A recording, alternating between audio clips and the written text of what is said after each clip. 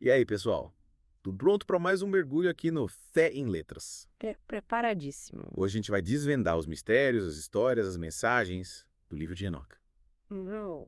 É um livro que, mesmo não estando na Bíblia, influenciou bastante o judaísmo e o cristianismo. É isso aí. E antes de começar, aquele recadinho. Curtiu o tema? Dá um like, segue o canal e ativa as notificações para não perder nenhum episódio. E compartilha com os amigos que também curtem esses mistérios. Quer sugerir um livro para futuros episódios? Deixa aí nos comentários. Ajuda demais a gente a crescer. Valeu. Agora sim, vamos desvendar os segredos do livro de Enoque. Para começar, acho que é importante a gente entender que a obra não é um livro único, né? É mais uma coletânea de textos escritos em épocas É diferentes, como se fosse um quebra-cabeça gigante. que é como peças que se encaixam para formar uma imagem, né? Isso. Uma imagem incrível. As principais partes são o livro dos vigilantes, o livro das parábolas, o livro dos corpos celestes Exato. e o livro das visões. Cada uma com seu estilo, seus temas, suas próprias mensagens. Que legal! Mas como essas partes se conectam? Que mensagem cada uma tenta passar? Uma das histórias mais famosas do livro de Enoque é a dos vigilantes, né? Sim. Anjos que, atraídos pela beleza das mulheres terrestres, abandonaram o céu e desceram à terra. Que problemão, hein? Pois é. E essa desobediência deles teve consequências sérias, né? A relação dos vigilantes com as mulheres gerou gigantes, os nefilim, seres poderosos que espalharam a violência e a corrupção pelo mundo. E para piorar, esses anjos rebeldes ainda ensinaram aos humanos conhecimentos proibidos, né? Tipo, as artes da guerra, a feitiçaria, a astronomia. É como se a humanidade tivesse pulado etapas do conhecimento, mas a um preço muito alto. É tipo um pacto com o diabo, quase. E E o que aconteceu com esses anjos rebeldes? Eles ficaram impunes. de jeito nenhum, Deus ficou indignado com a rebelião e a corrupção, né? E puniu severamente os vigilantes. Eles foram presos em abismos de fogo e escuridão, condenados a sofrer eternamente. Nossa, que pesado. E aí entra a figura de Enoque, né? E por sua fidelidade a Deus, virou um tipo de mediador entre o Criador e esses anjos caídos. Que responsa, hein? Imagina a pressão. Os vigilantes, desesperados, imploraram para Enoque interceder por eles junto a Deus, mas Deus negou o pedido. Caramba. Esse que não teve perdão para eles. A mensagem é clara. A desobediência tem consequências. E no meio de toda essa confusão cósmica, Enoque ainda encontra tempo para umas viagens incríveis, É verdade. pelo céu e pelo inferno. Me lembra um pouco a Divina Comédia, só que bem mais antigo. Sim. Guiado por anjos, Enoque visita lugares extraordinários, tipo Sheol, né? Tá. Morada dos Mortos, o Palácio Celestial de Deus, os Jardins do Paraíso, as regiões infernais onde os ímpios sofrem tormentos. Nossa Senhora! É como se fosse um tour pelos bastidores da criação. E além de conhecer esses lugares fantásticos, Enoque ainda tem acesso a revelações sobre o funcionamento do universo, né? Sim. O movimento dos astros, os portais dos ventos, as fontes de água. É como se ele tivesse recebido um curso intensivo de cosmologia divina. Exatamente. E essa cosmologia de Enoque, com suas descrições detalhadas do céu, da terra e do submundo, influenciou a visão de mundo de várias culturas e religiões, É como se Enoque tivesse dado pra gente um mapa do cosmos, né? com suas leis, mistérios, maravilhas, e pensar que tudo isso está registrado no livro de Enoque. É como ter um vislumbre da mente de um profeta que viveu há milênios. Falando em história, né? Sim. Mesmo não estando na Bíblia, o livro de Enoque teve um impacto enorme no judaísmo e no cristianismo primitivos. Sem dúvida. Ele é citado em outros textos apócrifos, aparece na literatura rabínica, nos escritos dos padres da igreja. O eco de suas histórias e mensagens ressoa até hoje. É mesmo? É impressionante como um livro tão antigo continua fascinando as pessoas. Mas por que será que ele não foi incluído na Bíblia?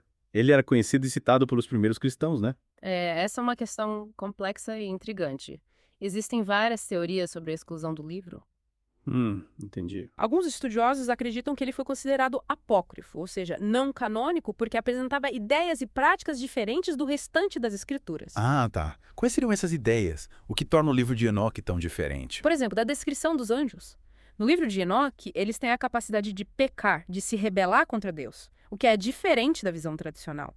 Além disso, a cosmologia, a angelologia, o estudo dos anjos, né, são bem elaboradas e não tem um paralelo direto com os textos bíblicos. Entendi. É como se o Enoque oferecesse uma versão expandida do universo espiritual, com detalhes que a gente não encontra em outras escrituras. Faz sentido. Mas mesmo não estando na Bíblia, o livro de Enoque continua sendo uma leitura fascinante, né? Sim. Cheia de simbolismos, mistério. É como uma janela para um passado remoto que nos convida a questionar nossas crenças, nossa visão de mundo. Concordo plenamente. O livro de Enoque é um convite à reflexão, à busca por um conhecimento mais profundo sobre Deus, o universo e a nossa própria existência. Ele mostra pra gente que a realidade espiritual é muito mais complexa e intrigante do que a gente imagina. E acredite, ainda temos muito que explorar. E por falar em explorar, que tal a gente mergulhar em um dos temas mais polêmicos do livro de Enoque? Os gigantes. Quem eram esses seres? De onde eles vieram? Qual o papel deles na história da humanidade? Boa. Na próxima parte do nosso mergulho, a gente vai desvendar os mistérios desses seres colossais que povoam o imaginário humano desde sempre. Até lá. E aí, pessoal, de volta para a segunda parte do nosso mergulho no livro de Enoque. Na primeira parte, a gente explorou um pouco da estrutura da obra, né? A queda dos vigilantes, o impacto da união deles com as mulheres. Impacto e tanto, hein? Gigantes dominando a Terra, conhecimentos proibidos sendo espalhados, parece até a caixa de Pandora. Mas agora vamos focar nos gigantes, os Nephilim, como são chamados no livro. Que tipo de criaturas eram essas? Monstros?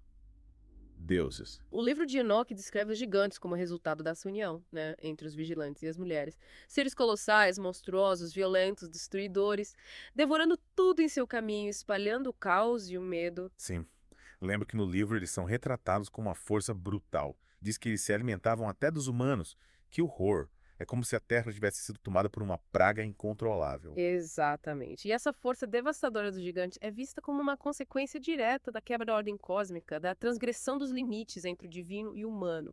Os vigilantes, ao se rebelarem contra Deus, acabaram desequilibrando o mundo. E o que aconteceu com esses gigantes? Eles dominaram a Terra para sempre. Ou a humanidade conseguiu se rebelar contra essa tirania. Deus, como a gente viu na primeira parte, intervém para restaurar a ordem. Ele enviou o dilúvio para purificar a terra da corrupção e da violência gerada pelos gigantes.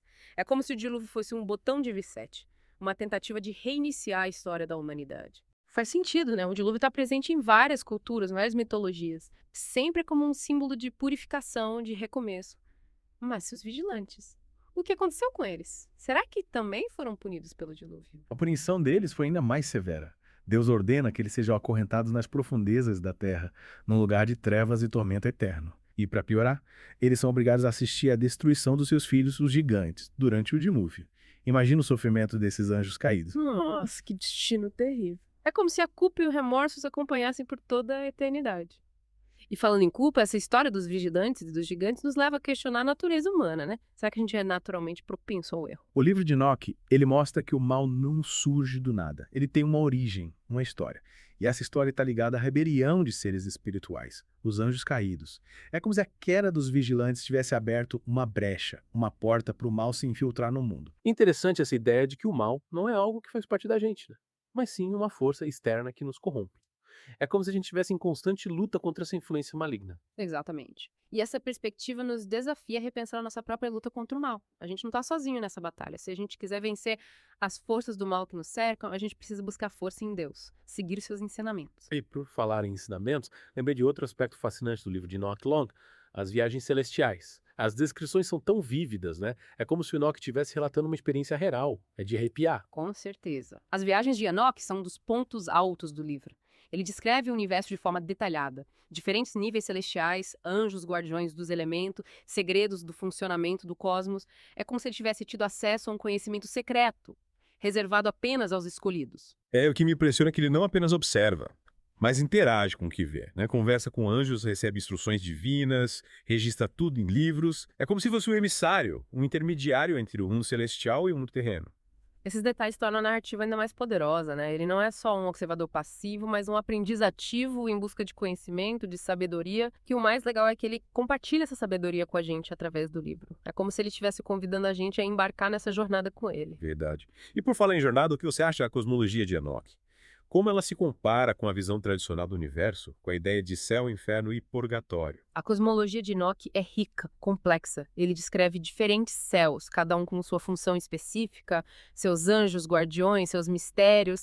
E essa visão, apesar de diferente da cosmologia cristã tradicional, mostra pra gente a busca humana por compreender o universo, né? Por encontrar um significado para a nossa existência. É como se a cosmologia de Enoch fosse um reflexo da época que foi escrita, um reflexo da forma como os povos antigos tentavam entender o mundo ao seu redor. E essa busca por significado, por respostas para os grandes mistérios da vida, é algo que nos conecta com Enoch, mesmo depois de tantos séculos. Exatamente. E essa conexão nos faz pensar.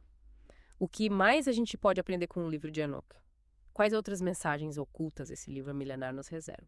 Bom, para descobrir, vamos ter que continuar nossa exploração na próxima parte do nosso mergulho. Fiquem ligados. E preparem-se para a gente desvendar mais mistérios, mais segredos do livro de Enoque. Até a próxima. E aí, pessoal?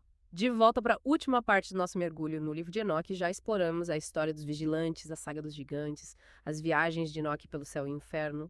Mas ainda tem muita coisa para desvendar. O que você acha da gente explorar a cosmologia de Enoque? Boa ideia. É um dos aspectos mais intrigantes do livro. É como se fosse um mapa do universo, sabe? Com detalhes que mostram como os antigos viam o cosmos. Exatamente, lembra um pouco a astronomia antiga com elementos de outras culturas. Sim, me lembro de Enoque descrevendo as viagens dele por diferentes céus, cada um com seus anjos e funções. É como um grande relógio, né? É. Cósmico, com engrenagens interligadas e governadas por forças celestiais. Nossa.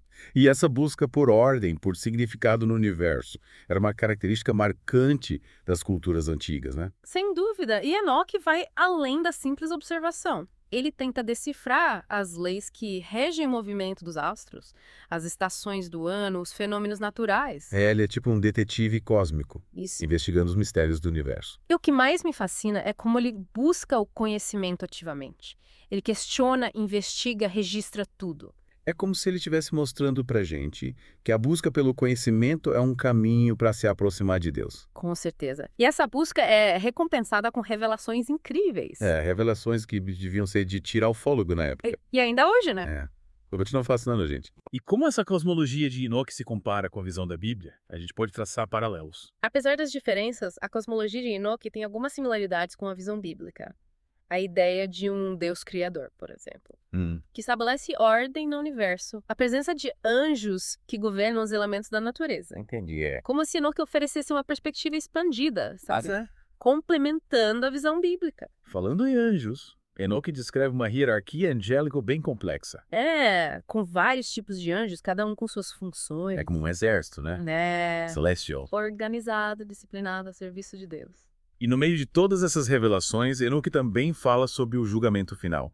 É um tema que atravessa o livro inteiro. É verdade. O livro de Enoque dá pra gente um vislumbre do dia do juízo, quando Deus vai julgar a humanidade. E essa visão apocalíptica é um chamado arrependimento, né? Sim. A busca por uma vida justa. Exatamente. Uma mensagem poderosa, atemporal. Mas, pensando bem, o livro de Enoque foi escrito antes de Cristo, né? Como ele aborda o conceito de salvação.